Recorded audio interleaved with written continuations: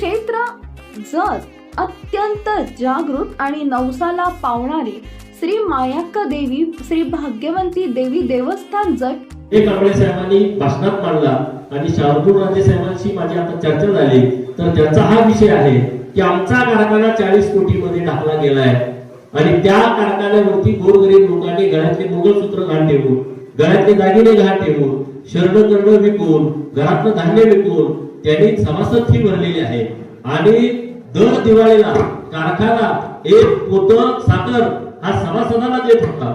अरे सगळं तुम्ही ढाकलेलं आहे आणि 250 एकरामधला कारखाना जिथं आता 7-8-10 लाख रुपयाचा दर आहे गुंठ्याचा, असा कारखाना ज्याने ढापलाय तो कारखाना परत सभासदांचा होण्यासाठी आपल्याला संघर्ष उभा करायचा आहे आणि तो संघर्ष आता आपण उभा करू.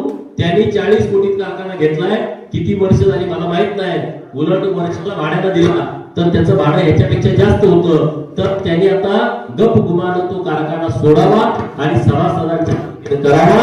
अन्यथा संजय कांबळेंनी सांगितलं त्या पद्धतीनं आम्हाला या कारखान्याच्या बाबतीमध्ये संघर्ष उभा करावा लागेल आणि जेव्हा गोपीचंद पडळकर संघर्षामध्ये उतरतो रिझल्ट घेतल्याशिवाय माघारी येत नाही आणि म्हणून त्यांनी अपमानित न होता त्यांनी गप गुमान हा कारखाना आमच्या तालुक्यातल्या लोकांचा द्यावा.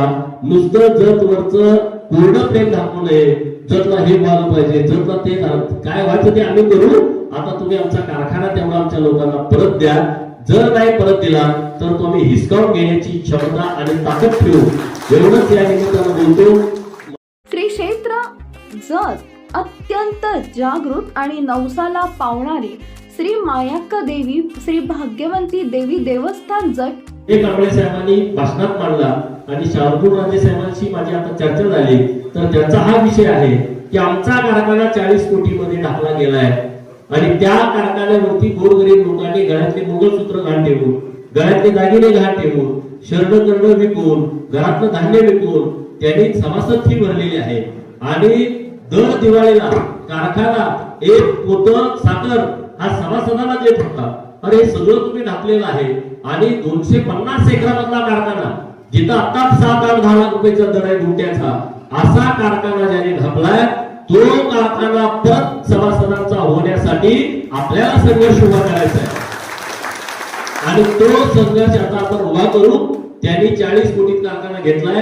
किती वर्ष झाली मला माहित नाही, उलट वर्षाला भाड्याला दिला तर त्याचं भाडं ह्याच्यापेक्षा जास्त होतं. तर त्यांनी आता गप गुमानं तो कारखाना सोडावा आणि सभासदांच्या करावा. अन्यथा संजय कांबळेंनी सांगितलं